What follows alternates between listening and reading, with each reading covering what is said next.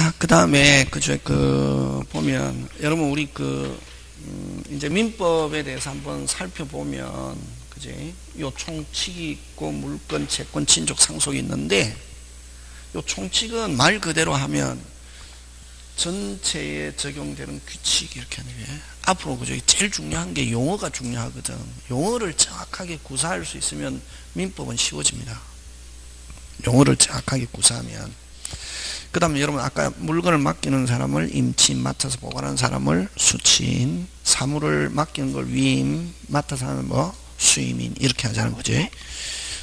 근데 여러분 우리 여기도 있지만 사람이다 이렇게 하면 뭐다? 사람. 그러니까 여러분 우리 요 민법 총칙이 있으면 쭉 있으면 요 뒤에 법률행위와 관계되는 부분만 시험 문제 출제합니다. 법률행위와 관계되는 부분만. 그럼 요 앞에 뭐가 있냐면은 권리의 주체하는 게 있습니다. 뭐의 주체? 권리의 주체. 앞으로 여러분 그죠? 그 민법이든 뭐 공법이든 주체 이렇게 하면 뭐 사람. 어떤가? 사람. 사람은 또 다르게 표현하면 권리자. 무슨 자? 권리자, 그지? 그럼 이 사람에는 크게 두 개로 나눕니다. 요런 자연인과 요 법인, 그지? 그럼 이제 제가 여러분에게 설명하고자 하는 것은 뭐다? 법인, 그지?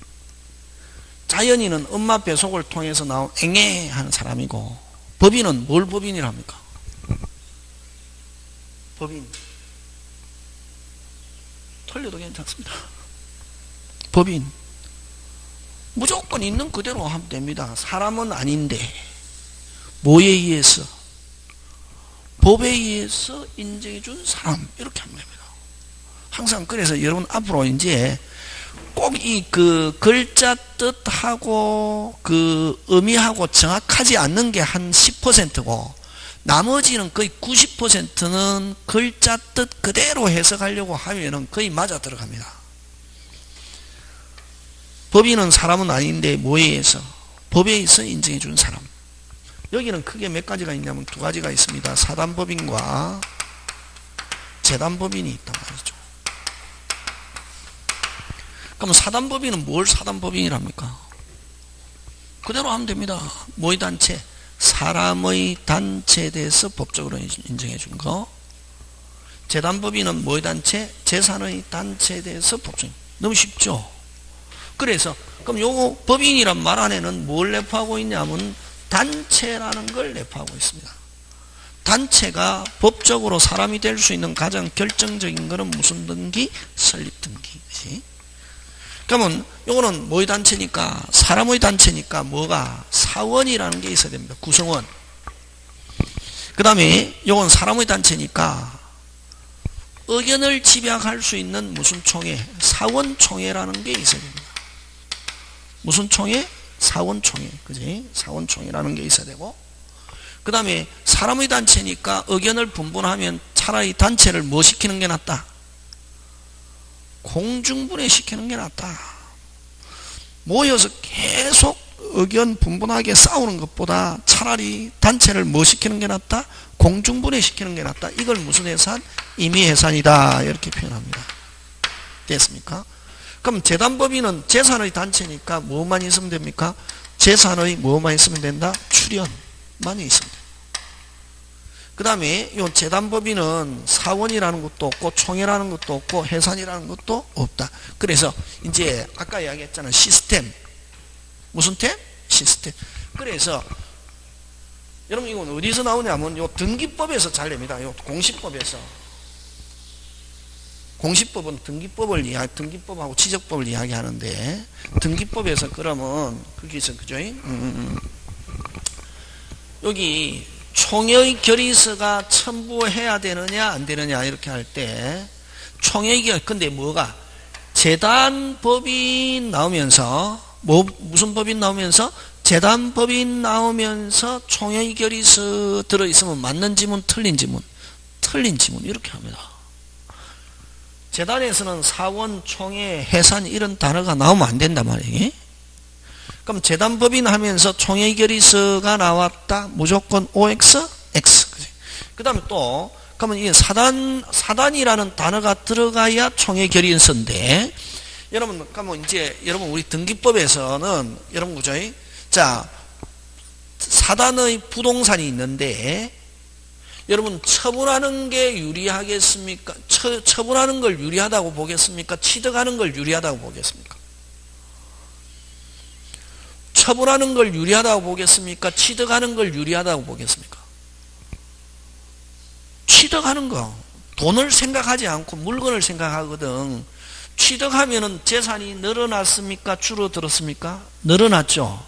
처분하면 재산이 줄어드니까 불리합니까? 유리합니까? 불리하잖아요. 그래서 그럼 요거 총회결의서는 사단이 뭐 할 때? 불리할 때. 불리하는 거는 아까 뭐 할 때? 처분할 때. 그러면 사단이 부동산을 처분할 때는 뭐의 결의서를 첨부해야 되지만 총회의 결의서를 첨부해야 되지만 사단이라 할지라도 부동산을 뭐 할 때는 취득할 때는 총회의 결의서 이런 단어가 나오면 OX, X 이렇게 하는 거지. 되겠습니까? 예. 요런 게 이제 돼야 되거든요. 그죠? 그 다음에 또 어쨌든 그러면 이런 단체가 법적으로 사람이 될 수 있는 가장 결정적인 건 무슨 등기인데? 설립 등기인데, 그러면 이 단체가 법인의 실체를 갖추고 있으면서 단체가 법인의 실체로 설립 등기만 되어 있지 않은 단체를 뭐라고 그러냐면은 법인격 없는 법인이다 이렇게 합니다. 무슨 격 없는 법인? 법인격. 그럼 법인격 없는 법은 사람이냐 아니냐 이렇게 물으면은 뭐가 아니다? 사람이 아니다. 됐습니까? 사람이 아닌데 예외적으로 사람처럼 취급하는 경우가 있습니다. 원칙은 뭐가 아니다? 사람이 아니다. 왜? 무슨 등기가 되어 있지 않기 때문에 설립 등기. 예외적으로 사람, 요거 시험 문제 잘 출제하잖아요. 예외적 사람 외외, 사람으로, 취급하는 경우 있단 말이지. 사람으로 취급하는 경우가 있는데 어디서 그러냐면은 등기법하고 민사소송법에서 당사자가 될 수 있대. 예? 민사소송법에서 사람으로 취급한다. 예? 요게. 그럼 요 법인격 없는 법인은 어떤 게 있냐면은 종중. 여러분 김해 김씨 무슨 공파 밀양박씨 무슨 공파 있잖아요. 그죠? 자기 성심하다. 종중, 문중, 교회, 요런 동창회, 요런 것을 법인격 없는 법인이다. 이렇게 합니다. 그런 내용들이 어디 있냐면은, 여러분, 그죠? 우리 오늘 받은 프린트 중에, 기본적이니까 들어있죠. 어디에 있습니까? 거기 27페이지 있죠. 밑에. 그죠? 법인 있잖아. 그죠? 그냥 쭉 읽어보면 되고, 그죠? 그럼 법인은 영리법인이냐 비영리 이런 거 필요 없고 아까 사람의 단체를 사단법인, 재산의 단체를 재단법인, 그지? 그 다음에 사원총회 해산은 무슨 법인에서만 나오는 단어다? 사단법인. 재단법인에서는 사원총회 해산 이런 단어 있다 없다? 없다. 그지? 그러면 이런 법인이 사람이 될 수 있는 가장 결정적인 건 무슨 등기가 돼야 된다? 설립등기. 설립등기가 되어 있지 않은 단체를 무슨 격 없는 법인? 법인격 없는 법인, 권리능력 없는 법인 이렇게도 표현합니다. 요거를 법인격 없는 법인 또는 권리능력 없는 법인, 권리능력 없는 법인 이렇게도 표현합니다. 그지? 같은 말입니다. 그런 게 있다. 별 중요하지 않습니다. 그냥 참고적으로. 여기서 여러분 어디까지는 우리 시험하고 관계없느냐 하면은 28페이지까지는 우리 시험하고 관계없습니다. 그냥 여러분이 공부하는데 그냥 베이스로 필요한 거고. 시험은 어디서부터 나오냐 하면은 29페이지부터 이제 우리 시험하고 권리변동인데 그 권리변동도 올해 여러분 하나 나왔습니다. 올해. 작년, 그작년 이런 데는 여기 잘 안 나옵니다. 이 앞부분은. 그 나중에 저희 딱 설명드리겠습니다. 제가. 그래서 어쨌든 이런 민법 총칙은 총칙 중에서 다 시험 문제 출제하는 게 아니고 어디? 뒤에 법률행위 부분만 시험 문제 출제한다. 그래서 한마디로 해서 민법 총칙 중에서 어떻게? 절반만 출제한다. 무슨 반만? 절반. 근데 아까 요 사람은 어디에 있냐면은 우리 시험 범위에 안 들어간 요 앞부분에 있는 거예요. 권리 주체. 그럼 시험 안 나오지만 요 용어들은 꼭 기억해야 됩니다. 왜 앞에 있느냐 하면은 용어, 법인, 민법, 등기법, 특히 등기법 다른 법에서 잘 나옵니다. 법인이라는 것은 꼭 머릿속에 뭐다? 단체가 무슨 등기? 설립 등기가 되었을 때 법률적으로 사람이 되고, 단체가 법인의 실체를 갖추고 있지만 설립 등기가 되어 있지 않은 단체를 무슨 격 없는 법인, 법인격 없는 법인, 권리 능력 없는 법인. 사람이냐 아니냐 물으면 사람이 아니지만 예외적으로 사람처럼 취급하는데 두 개, 어디? 등기와 민사소송법에서 그렇다 하는 것만 기억하면 됩니다. 다른 건 기억할 필요 없고. 그럼 요게 이제 앞부분에 나오는 거다. 이게 가볍게. 그럼 어쨌든 이 총칙은 뒤에 뒷부분 요 법률행위와 관련되는 부분만 시험 문제 출제한다. 그럼 총칙은 무슨 반? 절반. 하고 물건은, 자, 그럼 물건은 뭐를 물건이랍니까? 물건에 대한 권리, 그치? 하면 됩니다. 뭐에 대한 권리? 물건. 그래서 물건은 사람과 뭐의 관계? 물건과의 관계. 채권은 사람과 사람과의 관계. 그치? 그래서 여러분 아까 임대차가 대표적인 채권. 임대차는 아까 임차인은 오직 누구한테만 주장할 수 있다? 빨리? 임대인. 만약 소유자 바뀌었다. 새로운 소유자에게 임차권 주장한다? 못한다? 못한다. 와, 채권이니까. 그지? 근데 물건은 모든 사람이 주장할 수 있습니다. 다음에 하기로 하고, 어쨌든 이 물건은 물건에 대한 권리인데, 물건은 시험 문제 다 출제합니다.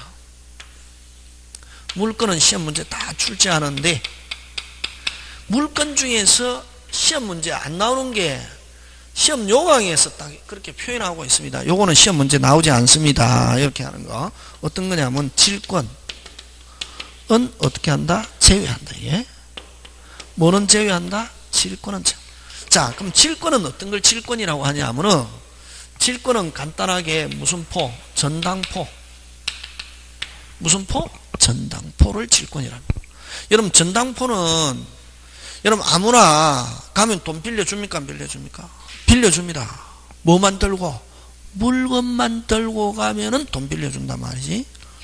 물건을 맡기고 돈을 빌리는 건 무슨 건? 질권. 이렇게. 그러면 여러분, 자, 그럼 여기서 또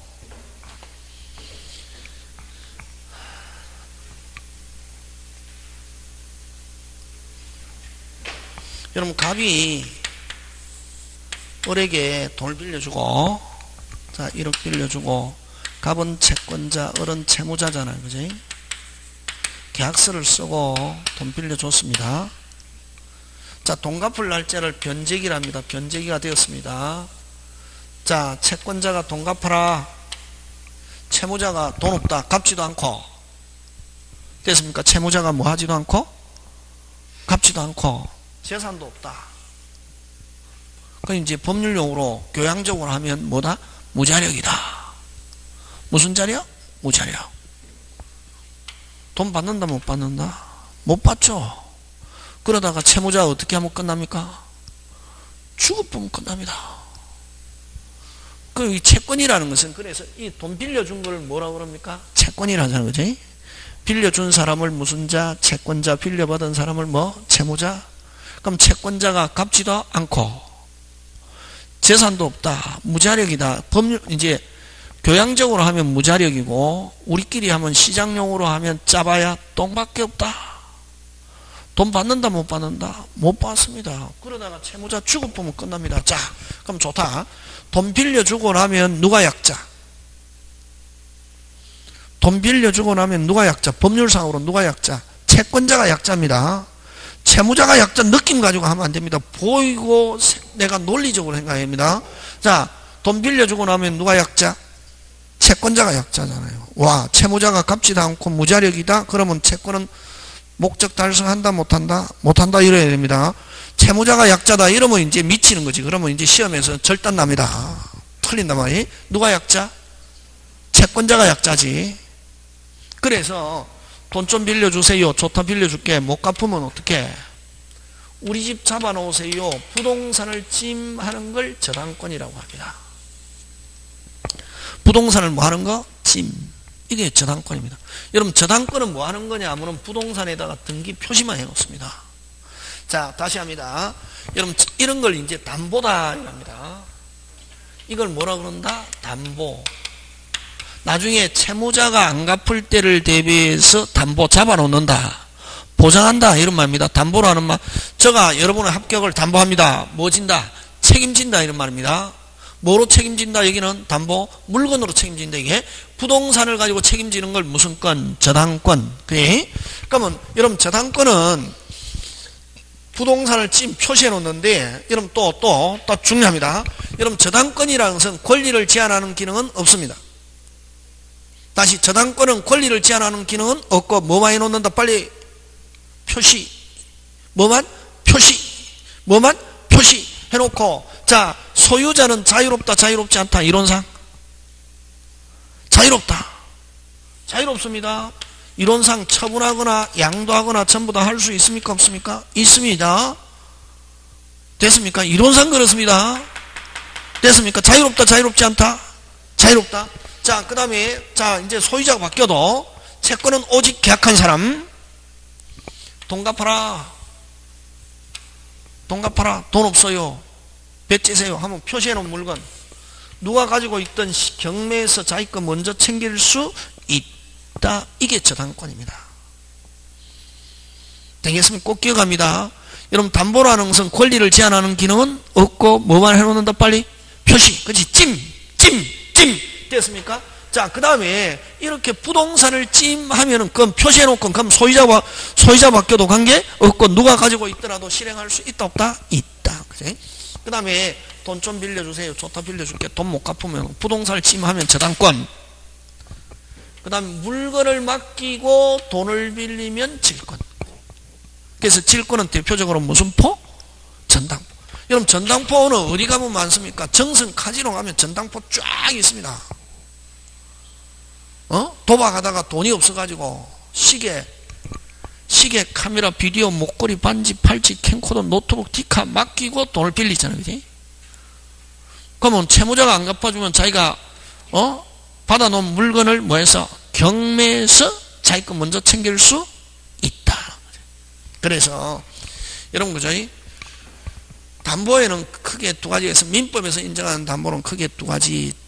돈 빌려, 채권이 성립하고, 돈 빌려주고 그걸 채권이 성립하고, 부동산을 찜하면 무슨 건? 저당권. 동산을 맡기고 돈을 빌리면 무슨 건? 질권. 그럼 왜 질권은 제외하느냐 하면은 동산이기 때문에 그렇습니다. 그래서 왜 우리가 시험 치고자 하는 것은 부동산 공인중개사 이런 거다. 앞에 뭐가 그래서 부동산과 관계되는 부분만 시험 문제 출제하고, 순수하게 뭐하게? 순수하게 동산과 관계되는 것은 시험 문제 출제하지 않습니다.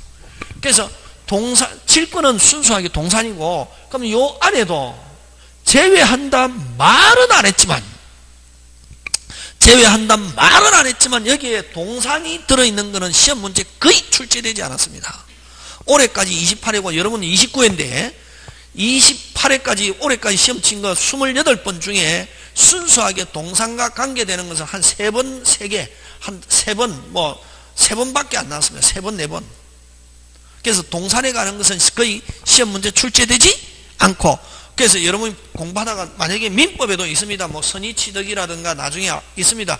순수하게 동산하게 적용하는 건 저는 그냥 넘어갑니다. 근데 넘어가도 시험 문제 나온다, 안 나온다? 안 나온다. 예? 되겠습니까? 어쨌든 물건은 다 출제하는데, 여러분, 물건은 또 나중에 이 물건은 뭐하고 관계 있냐면은 요 부동산 등기법하고 관계 있습니다. 요 물건을 확실하게 되면 등기법 12개 중에 몇 개? 6개는 맞출 수 있습니다. 등기법 하나도 공부 안 해도. 그래서 만약에 등기법 시간에 항상 또 등기법 선생님이 막 민법 설명합니다. 해도 괜찮습니다. 저는 왜 등기법 선생님이 민법 설명하지? 아닙니다. 설명합니다. 그 다음에 이제 채권이 있는데, 채권은 다시 두 개로 나눕니다. 대학교에서 채권 총론과 채권 강론이 있는데, 여러분, 채권 총론은 채권 이론이겠죠. 그죠? 채권 이론. 매우 복잡하고 어렵습니다. 근데 다행히 시험 문제, 채권 총론은 아예 시험 문제 출제하지 않습니다. 그 다음 채권 강론에서는 어떤 것만 시험 문제 출제하냐면 여러 가지 내용이 많지만, 계약 일반 이론, 계약 일반 이론하고, 그럼 채권 강론 계약, 우리 민법에서는 14가지가 있습니다. 계약 몇 개 있다? 14개. 14개 중에 몇 개가 시험 문제 출제하냐면 3개만 시험 문제 출제합니다. 몇 개? 3개. 어느 거? 3개만 출제하는데, 매매, 교환, 무슨 차? 임대차. 요렇게 3개. 됐습니까? 매매, 교환, 임대차. 자, 민법에 계약 몇 개 있다? 14개. 요걸 나중에 하지만 전형계약이라고 합니다. 무슨 계약? 전형계약. 14개 중에 몇 개만 시험 문제 출제한다? 3개만 시험 문제 출제합니다. 되겠습니까? 자, 그러면 좋다. 이제 여러분 구조에 또 하나 묻겠습니다. 여러분, 저는 교회도 안 다니고 절에 안 다니는데, 여러분 예수님이 가르쳐주는 가장 기본적인 기도문이 있잖아요. 그거를 교회 다닌 사람은 주기도문이라 하잖아요. 그지? 무슨 도문? 주기도. 거기 보면 어떤 게 있냐면, 제가 좋아하는 문구 중에 하나가 오늘도 시험에 들지 말게 하옵시며 있잖아요. 그죠? 살다 보면 시도 때도 없이 시험에 들잖아요. 구렁텅이에, 악의 구렁텅이에도 빠지기도 하고. 그죠? 자, 근데 여러분에게 시험에 들게 합니다. 여러분, 매매 이게 뭡니까? 매매 뭐 하는 겁니까? 그러면 안 된다. 이제 매매 뭘 했습니까? 아까 매매 뭘 했습니까? 계약이라 했잖아요. 매매하면 무슨 약? 계약. 교환하면 무슨 약? 계약. 임대차 하면 뭐? 계약하면 끝에, 이제 우리는 오직 시험을 위해서 공부합니다. 계약이면 끝에 뭐가 붙어야 되냐면 약정이라는 단어가 붙어야 됩니다. 뭐라는? 자, 그럼 다시 아까 이거 항상 원칙이 있고 시스템이 있다 했잖아요. 그지? 요 계약 14가지인데 14가지 중에 3개만 하는데, 매매, 교환, 임대차는 계약이라 했잖아요. 그지? 계약이면 끝에 뭐가 붙어야 되냐면 뭐가 붙어야 된다? 약정. 자, 그럼 좋습니다. 요 매매 뜻을 한번 적어 보는데, 매도인은 재산권 이전하고, 매수인은 대금을 지급함으로써 승립한다. OX, X. 아까 이야기했죠. 요 단어가 들어가야 됩니다. 수업 시간에 마음껏 틀려도 괜찮습니다. 수업 시간에 선생님이 묻잖아요. 틀리라고 묻는 거거든. 예? 틀려도 괜찮습니다. 뭐라는 단어가 들어가야 된다? 약정이라는 단어가 안 들어갔기 때문에 X입니다. 그럼, 그래서 이제 학원에 다니면 선생님이 이런 포인트를 가르쳐 드립니다. 뭐라는 단어가 들어가야 된다? 약정. 무슨 정? 약정. 그러면 요 대금을 지급하기로 뭐 약정함으로써 승립한다. 이렇게 해야 이게 옵니다. 그럼 주는 거는 줌으로써 승립한다. OX, X. 그럼 대금 지급하는 거는 매매 계약의 이행이라는 말씀입니다. 약정하면 승립하고, 주는 것, 주고받는 것은 매매 계약의 무슨 행? 이행이라는 말씀입니다. 다시, 매매는 뭐고? 계약, 약정하고, 그 다음에 주고받는 거는 매매 계약의 무슨 행? 이행. 그렇지? 약정함으로 썼습니다. 요것도 임대차 아까 했잖아요. 임대차. 무슨 대인은? 아까 소유자를 무슨 대인? 임대인은 됐습니까? 목적물을 뭐 하게 하고, 목적물을 뭐 사용 수익하게 하고, 무슨 차이는? 임차인은 대가로 뭘? 아까 임차인은 뭐? 차임을 지급하기로 뭐 하는 거? 약정. 그치? 그렇게 한다. 차임을 지급하기로 뭐? 약정함으로써 승립한다.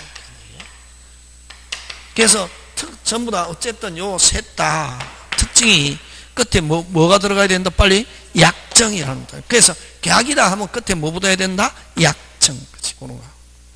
요걸 이제 그 다음에 이게 채권 강론에도 내용이 많지만 요 계약법, 요걸 우리가 중개사에서 뭐라고 그러냐면 계약법. 그래서 다시 민법 총칙 절반, 물건 다 출제하는데 뭐는 제외한다? 질권. 그 다음에 채권법에서는 뭐 계약법만 시험 문제 출제한 계약 일반 이론과 계약 강론 14개 중에 몇 개만? 3개. 그 다음에 가족법은 아예 시험 문제 출제하지 않습니다. 그럼 요거를 합쳐서 우리가 중개사에서 뭐라고 그러냐면 민법이다 이랍니다. 무슨 법? 민법. 그럼 민법 전체, 우리가 중개사에서 이야기하는 민법은 민법 전체를 가리킵니까? 민법 절반. 무슨 반? 절반만 시험 문제 출제합니다. 그 정도로 여러분 공부해보면 민법 범위가 넓지만 그 중에 무슨 반이다? 절반. 요거 하고, 자, 그 다음 뭐냐면은 민법 및 민사특별법 이렇게 하는데, 무슨 법? 민사특별법. 그지?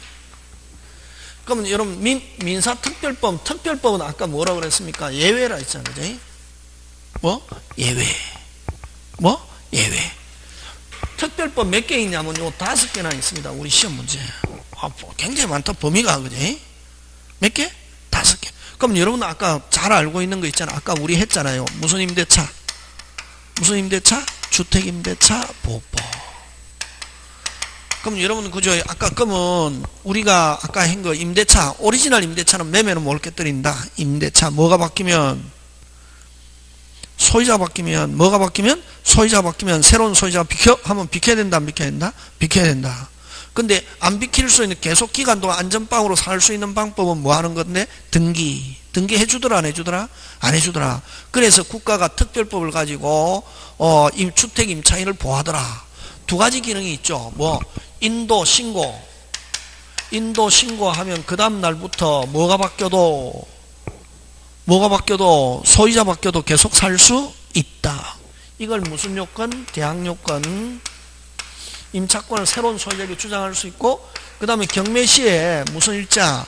확정일자 받으면 채권은 원래 어디로 가야 정상? 어디로 가야 정상? 끝순위. 경매가 되면 무조건 채권은 어디로 간다? 끝순위. 근데 끝순위로 가지 않고 자기가 신고하고 확정일자 이후에 저당권자보다는 무슨 먼저 배당받을 수 있다. 이걸 무슨 변제? 우선 변제. 이 2개가 기능입니다. 자, 그럼 좋다. 요 주택임대차에서 자, 갑집의 을이 무슨 차인입니까? 임차인. 요건 무슨 대인? 임대인. 자, 그럼 주택입니다. 자, 인도 신고 무슨 일자? 확정일자 받았습니다. 그럼 보호 받잖아, 그지? 그럼 자, 3년 계약했습니다. 자, 2년 대가 팔았습니다. 새로운 소유자 양수인입니다.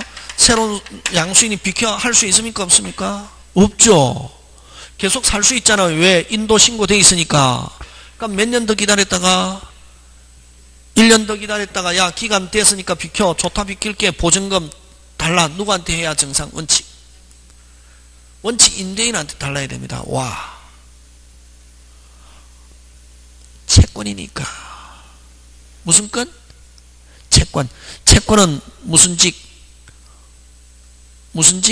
오직 계약한 사람. 누구하고 계약했습니까? 임대인 잡아보니까 똥꺼지 돼 있잖아요. 못 받잖아요. 그럼 본의 아니게 못 받잖아요. 기간 동안. 그러면 누구한테 받는 게 유리합니까? 양수인한테 받으려면은 자기가 보증금을 책임지겠다 하는 이런 채무인수, 이행인수가 있어야 되거든. 보증금 책임. 근데 이런 계약 안 했다 그러면 양수인한테 달라 못 하거든. 그래서 이런 거 안 해도 국가가 특별법을 가지고 요거 기억해야 됩니다. 3조상. 몇 조상? 3조. 주택임대차 보호법에 소유자가 바뀌었을 때는 뭐가 바뀌었을 때는? 소유자가 바뀌었을 때는 양수인은 임대인의 모든 지위를 승계한다. 다시 임대인은 모든 지위를 승계한다. 임대인은 모든 지위를 승계한다. 그래서 누구한테 달라할 수 있다? 양수인. 안 주면 누구 집을 경매? 양수인 집을 경매할 수 있다 없다? 있다. 이렇게 하는 거지. 그래서 주택임대차보호법 큰 기능은 3가지다. 소유자도 바뀌어도 사는 거 하고, 경매 시에 우선 변제 받는 거 하고, 그 그 다음에 또 뭐가 바뀌었을 때, 소유자 바뀌었을 때 누구한테 달라 할 수 있고? 양수인. 안 주면 누구 집을, 그럼 몇 조 때문에? 3조상. 몇 조상? 3조상이 없다면 누구한테 달라야 원칙 정상? 임대인. 왜? 채권이니까. 이랍니다. 앞으로 계약한 사람. 근데 3조상의 채무인수 그런 거와 관계없이 누구한테 달라 할 수 있다? 양수인. 안 주면 경매에서 자기 거 챙길 수 있다. 이게 이제 주택임대차. 그 다음에 이제 또 여러 가지 다른 제도가 있고, 그러면 이 주택만 그래 했는데, 그러다 보니까 또 또 이 상가에서도, 그럼 상가에서는 민법 임대차 있거든, 옛날에.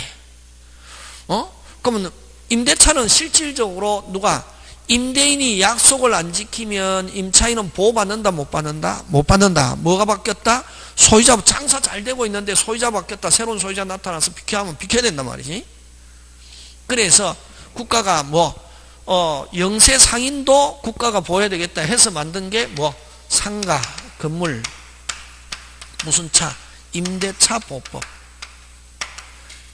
이라고 해서 요 상가 건물도 등기 안 해도 보호한다. 어느 거? 인도하고 신고 대신에 주택임대차는 신고, 상가는 사업자 등록. 무슨 자 등록? 사업자 등록. 신청한 다음날. 교부받은 다음날 아닙니다. 이런 거 시험 문제 잘 출제합니다. 뭐 한 다음날? 신청한 다음날부터 뭐가 바뀌어도 소유자 바뀌어도 굉장히 중요하죠. 그래서 여러분 오리지널 임대차에서 제일 중요한 거 한 개만 딱 들어라 하면 매매는 뭘 깨뜨린다? 임대차. 그지? 그거. 신청한 다음날 뭐가 바뀌어도 소유자 바뀌어도 계속 살 수 있다. 이걸 무슨 요건? 대항 요건. 하고 여기도 마찬가지입니다. 무슨 일자? 확정일자 하면은 경매시에 원래 채권은 경매시에 채권은 경매시에 어디로 가야 정상 빨리? 끝순위. 어디로? 끝순위. 근데 끝순위로 가지 않고 요거는 무슨 변제 받는다? 무슨 변제. 되겠습니까? 자, 근데 이제 여기에서 다른 점이 있습니다. 다른 점이 있는데 뭐가 다른 점이 있느냐 하면은 요거는 주택에서는 됐습니까? 주택에서는 월세가 얼마냐 이게 중요 안 합니다. 주택에서는 월세 아무 영향을 미치지 않고 보증금 상한 한도도 없습니다. 예를 들면 보증금이 11억이다. 이건 보증금 11억 있습니까? 없습니까? 있죠. 서울 같은 데 있잖아요. 도곡동 타워 팰리스 이런 데는 됐습니까? 70몇 평 이런 거는 보증금이 17억 18억 이렇게 하거든. 에? 있습니다. 그런 거. 여러분 그죠? 없는 게 아니고 서울 같은 데는 있잖아. 강남 이런 데 그지? 도곡동 타워 팰리스 이런 데도. 자, 그럼 만약에 보증금이 11억일지라도 인도 신고 무슨 일자 확정일자 하면은 무슨 변제? 무슨 변제하고 보호받는다 못 받는다? 받는다. 그래서 한마디로 해서 주택에서는 월세 관계없고 무슨 한도 없다. 상한 한도 있다 없다? 없다. 그러나 어디에서는 상가에서는 월세 무조건 산입합니다. 얼마? 1분의 100을 곱합니다. 얼마 100? 1분의 100 하고 그 다음에 무슨 한도 있다? 상한 한도 있습니다. 무슨 한도? 상한 한도가 있는데 얼마냐 하면은 4억, 3억, 서울, 수도권 과밀억제권, 광역시 2억 4천, 그 다음에 기타 도시 얼마? 1억 8천. 광역시, 기타 도시 1억 8천. 이 알아야 합니다. 지금 됐습니까? 예. 자, 어쨌든 이 금액은 안 놉니다. 왜냐면 그에 따라서 조금씩 변하기 때문에. 근데 어쨌든 서울을 기준합니다. 사업자 월세를 산입해서 4억 이하 알아야 됩니다. 그럼 만약에 보증금이 1억에 월세가 120만 원이다. 얼마로 계산합니까? 공 2개 붙이면 됩니다. 100, 1000억 얼마? 120만 원은 얼마로 계산한다? 1억 2천. 120만 원은 100이잖아요. 공 2개 붙이면 됩니다. 1000억 얼마? 1억 2천. 월세가 70만 원입니다. 얼마? 7천. 70이잖아요. 100 얼마? 7천. 어쨌든 월세를 산입해서 서울은 얼마 이하라야? 4억, 3억, 2억 4천, 1억 8천 이하라야. 그럼 만약에 4억을 만약에 이번에도 시험 문제 나왔습니다. 자, 보증금이 6억이다. 인도, 신고, 무슨 일자, 확정일자 받았다. 경매되었다. 어디로 간다? 끝순위로 갑니다. 확정일자 받아도 이거 전혀 적용하지 않고 경매시에 어디로 간다? 빨리 끝순위. 무슨 변제 없다. 우선 변제. 우선 변제 하려면 얼마 이하라야? 4억 이하라야. 4억일 때는 인도 사업자 등록 확정일자 받았을 때는 자기 순위에 따라서 얼마 이하일 때, 서울을 기준으로 얼마 이하일 때, 4억 이하일 때 무슨 변제? 우선 변제. 그럼 4억을 초과하면은, 얼마를 초과하면은? 4억을 초과하면은 경매시에 무슨 채권으로 떨어진다? 일반 채권. 그러면 4억을 초과하는 경우 보호받으려면 무슨 건 등기해야? 전세권 등기하지. 그러면 4억을 초과하는 거는 너가 알아서 해라. 있는 사람은 너가 알아서 해라. 국가가 뭐 하지 않는다? 보장하지 않는다. 이런 말이지. 얼마를 초과하는 사람은, 서울을 기준으로 하자. 얼마를 초과하는 사람은, 4억을 초과하는 사람은 네가 알아서 해라. 이거지. 국가가 보장한다, 안 한다? 안 한다. 국가가 얼마 이하까지는 국가가 특별법을 가지고 보장한다. 얼마? 4억 이하. 그렇지. 이게 이제 상가 건물 임대차. 그래서 주택, 상가 건물 임대차 이번에도 나왔습니다. 보증금이 6억이다 하면 무슨 변제 없다. 인도 신고 확정일자 해도 무슨 변제 없고 우선 변제 없고 경매시에는 무슨 채권으로 떨어진다? 일반 채권. 그럼 보장받으려면 자기가 무슨 건 등기해야? 전세권 등기하거나 다른 법적 장치를 네가 마련해라 이런 거지. 되겠습니까? 예, 그런 거 기억하고. 자, 그러면 어쨌든 요거 두 개 하고 요거는 이제 우리가 알잖아, 그지? 그 다음에 이제 부동산 실권리자 명의 등기에 관한 법률.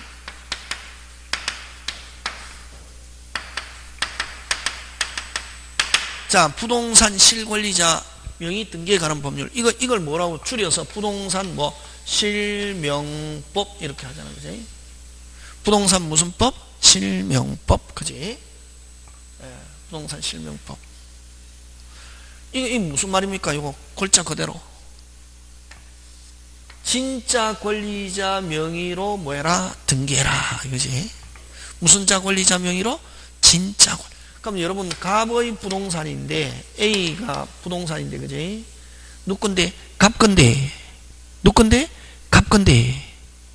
다시 누건데? 갑건데. 누가? 갑이 가지고 있거나 갑 이름으로 등기되면은 세금이 많이 나오거나 법률적 규제를 받는 경우에 갑이 누구? 친구의 이름으로 등기해 놓는 거를 뭐라고 하냐면은 이걸 명의신탁이다 이렇게 합니다. 무슨 신탁? 명의신탁. 금지한다 이게. 그럼 여러분 앞으로 신탁 나오면은 무슨 탁? 신탁. 맡기는 사람을 신탁자. 갑의 것을 을에게 맡깁니다. 맡기는 사람을 무슨 자? 신탁자. 맡아서 관리하는 사람을 아까 받을 수탁자 이렇게 합니다. 자, 근데 여러분 이제 이 명의신탁을 공부하다 보니까 신탁은 나쁘다 이렇게 생각하는데 아닙니다. 오리지널 신탁이 있습니다. 신탁법도 있고 신탁을 업으로 하는 신탁업법도 있고 이렇습니다. 자, 근데 여러분이 신탁 이렇게 하면은 다시 무슨 탁? 신탁 이렇게 하면 이전 이렇게 생각합니다. 등기법에도 중요합니다. 무슨 탁? 신탁 하면 완전히 이전. 그러면 신탁했습니다. 신탁이란 말 안에는 뭐라는 게 들어있다? 이전. 다시 신탁이란 말 안에는 뭐가 들어있다? 이전. 누가 소유자입니까? 빨리. 수탁자가 소유자. 누가 소유자? 수탁. 자, 법률상으로는 누가 소유자? 신탁을 하게 되면은 법률상은 누가 소유자냐면 누가 소유자다? 수탁자가 소유자입니다. 그러니까 만약에 여러분 신탁된 부동산을 여러분 합격해가지고 중개를 합니다. 누구하고 계약을 해야 되냐면은 누구하고 계약을 해야 된다? 빨리 수탁자하고 계약합니다. 법률상 누가 소유자? 빨리 수탁자. 그럼 대외적으로는 대외적으로는 자, 요렇게 신탁했을 때 대외적으로는 누가 소유자? 수탁자. 대내적으로는 됐습니까? 대내적으로는 누가 소유자? 신탁자가 소유자입니다. 자기들끼리에서는. 그럼 자, 수탁자가 누구 이익을 위해서 업무를 수행해야 된다? 신탁자. 그럼 법률상은 누가 소유자지만 수탁자. 근데 만약에 수탁자가 마음에 안 든다 하면은 약정을 뭐하고 해지하고 언제든지 찾아올 수 있습니다. 대내적으로는 누가 소유자이기 때문에? 신탁자가 소유자이기 때문에. 이게 무슨 진할이다? 오리지널인데, 이게 오리지널인데, 그래서 뭐 대내적으로는 필요 없고 대외적으로는 법률상으로는 누가 소유자냐면 누가 소유자? 수탁자인데, 자, 요거는 부동산 실명법에서는 무슨 신탁? 명의신탁인데 등기만을 을 앞으로 이전해 놓고 점유, 사용, 수익은 전부 다 누가 하느냐 하면은 신탁자가 그대로 하는 거. 요걸 명의신탁자, 요걸 뭐 명의 무슨 자? 수탁자라고 합니다. 그럼 이 명의만을 누가 앞으로 이전해 놓은 거? 을 앞으로 이렇게 해 놓는단 말이에요. 이 못하게 합니다. 못하게 한다. 그러면 이렇게 많이 했다. 유효, 무효? 무효. 무효면은 찾아올 수 있습니까? 없습니까? 있죠. 오늘 그럼 명의신탁했다. 찾아올 수 있다, 없다? 있다. 있는데 처벌받는다. 명의신탁이라는 게 드러나면은 뭐 받는다? 과징금, 벌가금 물고 심지어는 뭐 처벌까지 받거든. 근데 찾아올 수는 있다, 없다? 있다. 못하게 한다. 근데 만약에 수탁자가 이미 다른 사람에게 처분해버렸다. 못 찾아온다. 수탁자가 가지고 있는 경우는 찾아올 수 있다, 없다? 있다. 못하게 하고. 그럼 찾아오긴 오는데 실명법에서 과징금, 벌가금 물고 뭐 받는다? 처벌받는다. 이게 되겠습니까? 그래서 어쨌든 요거는 무슨 신탁 못하게 한다? 명의신탁 못하게 하고 진짜 권리자 명의로 뭐해라? 등기해라. 무슨 신탁 하지 마라? 명의신탁 하지 마라 하는 게 이거 뭐 부동산 실권리자 명의 등기에 관한 법률이다. 무슨 신탁 금지하고 있다? 명의신탁. 그치? 그런 거 기억하고. 자, 그 다음에 가등기, 담보 등에 관한 법률. 자, 여기서 핵심 단어는 뭐가 핵심 단어냐면 등이 핵심입니다. 뭐가 핵심? 등. 그럼 요 가등기 담보 등은 이 비전형 담보를 규율한다. 무슨 담보? 비전형. 그럼 여러분 아까 이야기했잖아요. 돈 빌려주고 민법에서는 민법에 있는 담보를 전형 담보다 이랍니다. 민법에 있는 담보를 무슨 담보? 전형 담보인데 전형 담보는 아까 민법에 어떤 게 있냐면 아까 저당권. 돈 빌려주고 부동산을 찜해놓으면 무슨 건? 저당권. 동산을 잡아놓으면 무슨 건? 질권. 이렇게 저당권과 무슨 건? 질권.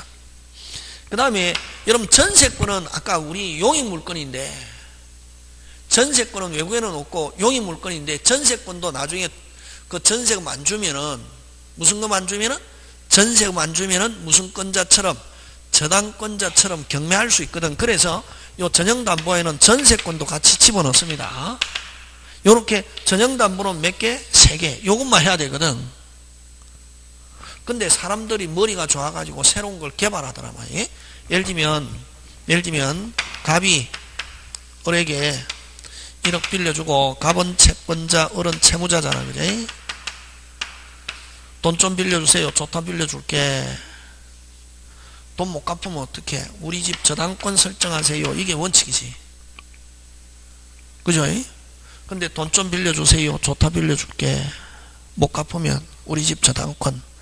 그러지 말고 너 집 내 앞으로 미리 소유권 이전해놔라. 미리 소유권. 이걸 양도담보다 이랍니다.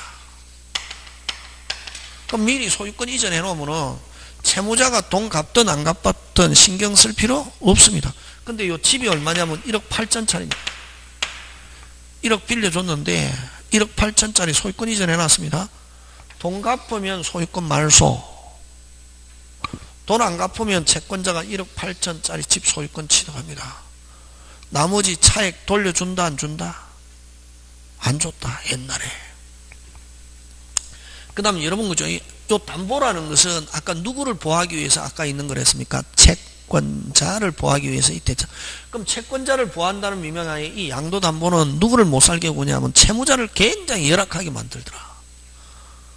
그럼 이 돈 갚을 변제일이 언제냐면 12월 10일인데 12월 10일 날 돈 갚으러 가니까 채권자가 문 잠궈 놓고 행방불명이 되고 없더라.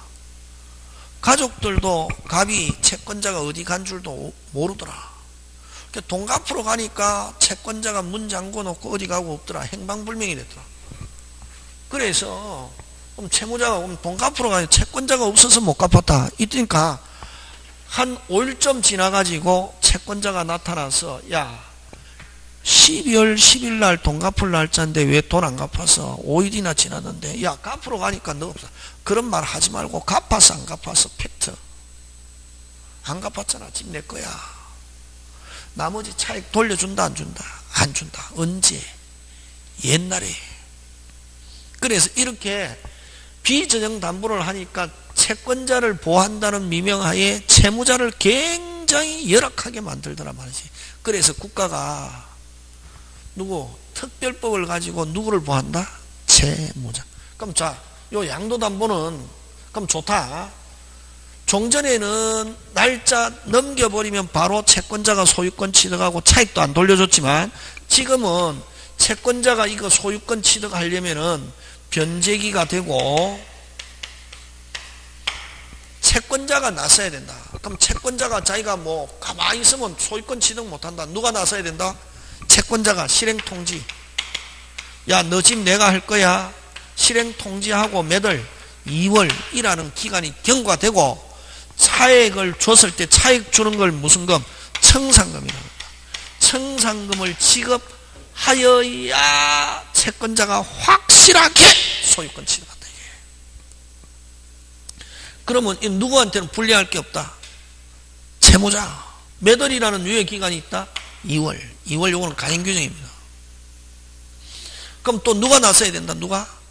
채권자가 나서야 된다. 채권자가 변제기가 되고 자기가 소유권 취득하려면 실행을 통지하고 누구한테? 채무자 등에게 통지하고 매달 2월 하고 무슨 금을 줘야? 청산금. 그럼 채무자는 거꾸로 언제까지 찾아올 수 있냐면 채권자가 채무자에게 청산금 지급받기 전까지만 변제하면은 소유권 찾아올 수 있다 없다? 있다 하는 거지. 이게 이제 뭐 양도담보고 가등기 담보는 똑같은 겁니다. 갑이 을에게 1억 빌려주고 갑은 채권자, 을은 채무자인데 야, 너 돈 안 갚으면 어떻게 전환권 그러지 말고 소유권 이전에 대한 뭐 가등기. 그러면 요 양도담보와 가등기의 차이점은 미리 소유권 이전하면 양도담보, 가등기만 해놨다가 채무자가 안 갚았다 변제가 되고 실행을 통지하고 매달 2월 땡 하고 무슨 금? 청산금 주고 본등기해야 소유권 취득. 그래서 어쨌든 요거는 전형담보를 빼고 비전형담보를 규율하는 법이다 하는 거지. 무슨 담보? 비전담보를 규율하는데 누구를 보호한다? 누구를 보호한다? 채무자를 보호한다. 예? 누구를 보호한다? 그래서 그럼 채무자는 적어도 매달이라는 유예기간을 연장받는다. 매달 2월. 그래서 억울하게 담보물에 대한 소유권을 날리는 경우는 없다 하는 거지. 이게 이제 가등기 담보 등에 관한 법률. 자, 마지막으로 하나 더 5개인데 그래서 요거는 간단하게 아까 있죠. 특별법은 예외라 했잖아. 그지? 요거는 주택상가 임대차 보호법은 요 뭐 민법상 임대차에 대한 예외. 그다음 요거는 부동산 실명 이건 정책적 강행 규정이다. 이렇게 하고 요거는 전형담보에 대한 예외. 뭐에 대한 예외? 전형담보에 대한 예외. 그다음에 마지막으로 요 집합건물 소유 및 관리에 관한 법률.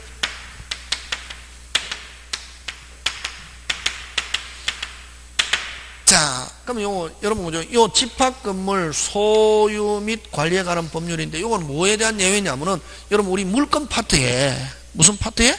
물건 요 그죠? 요 물건 파트에 보면 물건 파트에 보면 어떤 게 있냐면 일물 일권주의라는 게 있거든.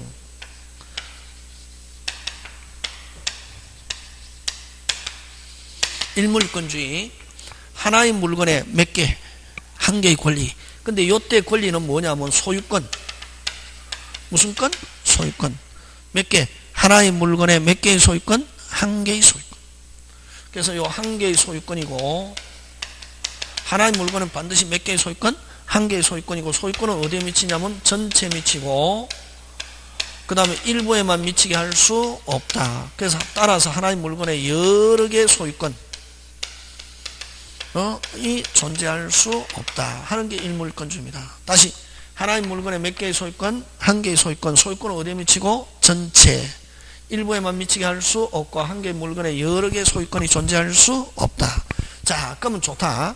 요게 이제, 그럼 여기서 포인트가 어느 게 포인트냐면은, 여기서 포인트가 어느 게 포인트냐면, 그지?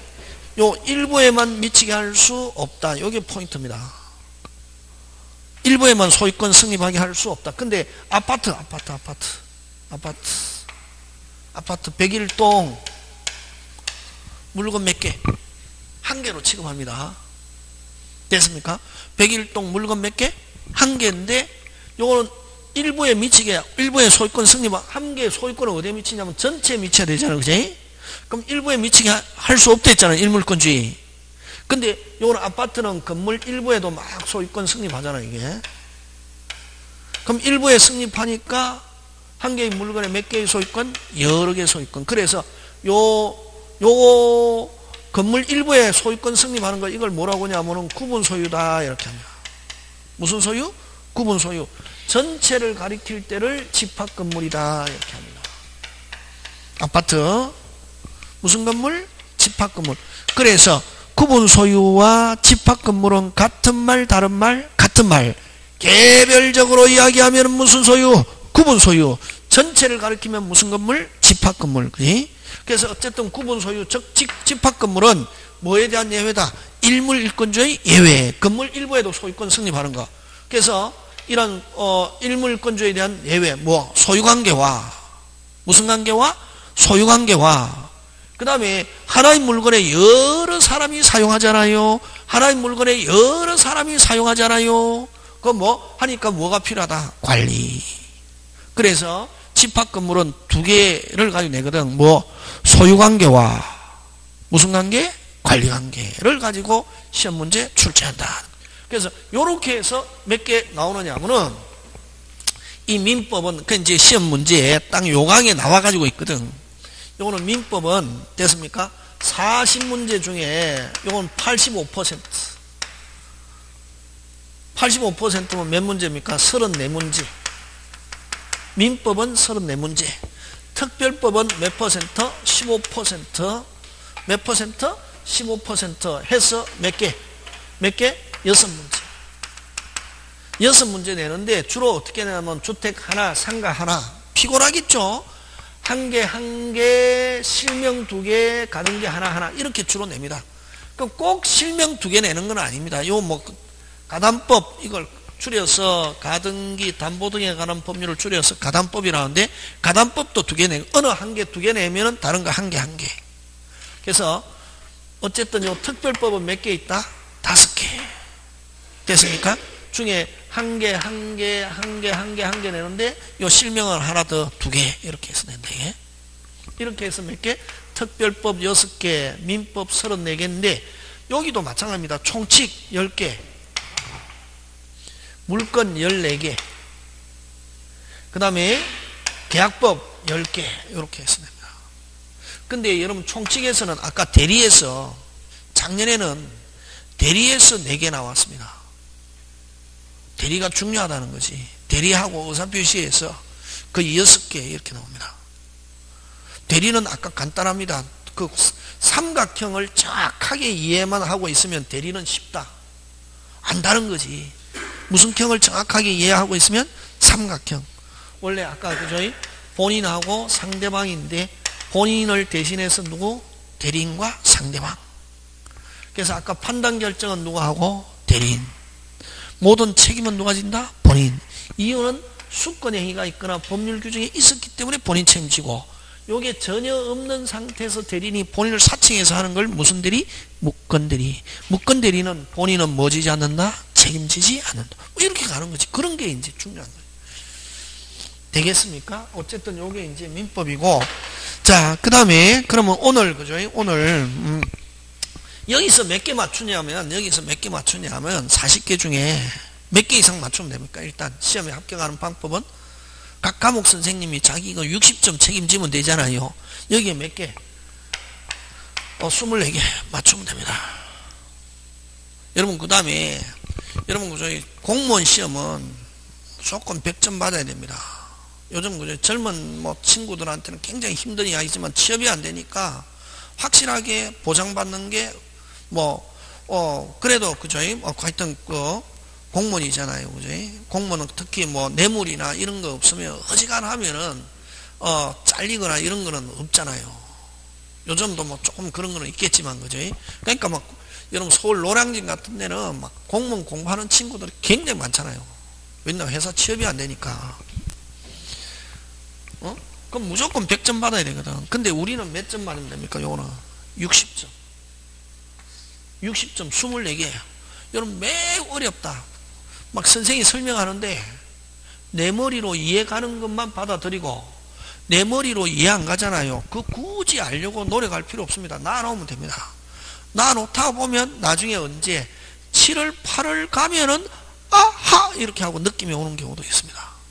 지금은 그래서 여러분 11월 달부터 공부하시니까 뭐냐면은 이해되는 것만 받아들이고 이해 안 되는 건 나눠오면 됩니다. 언제 이해 안 되는 건 나중에 5월 달 6월 달 가서 또 이해 가면 되고 그거 안 되면 또 나눠오면 됩니다. 언제 7월 달 8월 달 가면 그때라도 아하가 오면 됩니다. 근데 7월 달 8월 달 돼도 아하가 안 오더라 나눠오면 됩니다. 와 다른 거 맞추면 되지. 내가 옳은 거 맞추면 됩니다. 몇 점이기 때문에 60점. 막 모르는 거에 대해서 막 파고 달라들 필요가 없다. 몇 점이기 때문에 그렇다? 60점. 10개 틀리면 원도 한도 없는 점수입니다. 75점. 75점 받았다.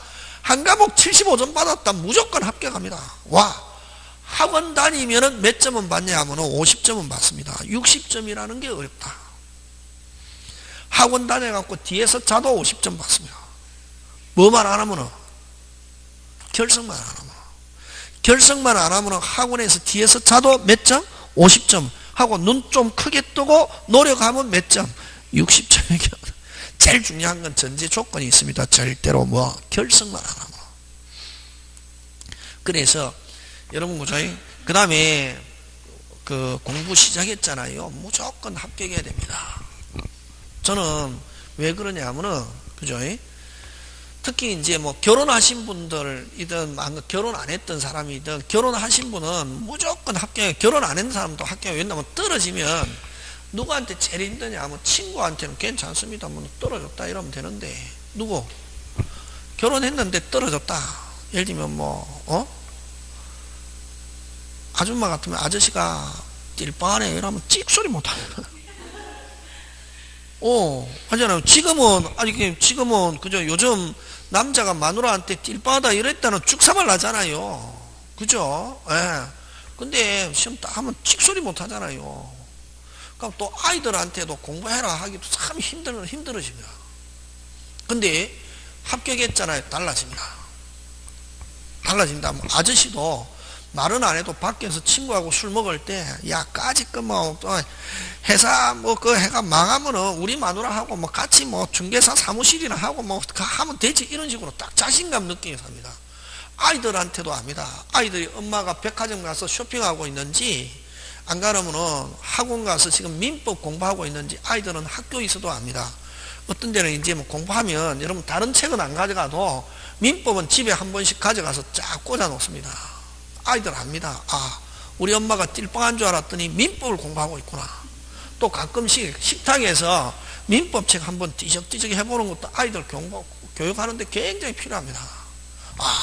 아이들이 엄마가 공부하는구나. 합격하고 나면은 아이들도 달라집니다. 엄마가 띨빵한 줄 알았는데 민법을 공부해갖고 합격했다니까 아이들도 굉장히 좋아합니다. 그래서 저는 그저 중학생, 고등학생 있는 아줌마들한테는 꼭 중개사 공부해서 꼭 합격하면 아이들이 달라집니다.